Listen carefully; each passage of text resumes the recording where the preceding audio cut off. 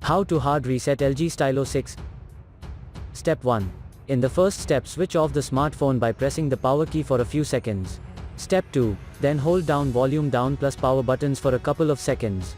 Step 3. When the LG logo appears, release the power button, hold down volume down and click the power button. For further detailed guide, please check the link in the description. There you will find further steps on how to hard reset your smartphone. For further detailed guide, please check the link in the description. There you will find further steps on how to hard reset your smartphone. For further detailed guide, please check the link in the description. There you will find further steps on how to hard reset your smartphone.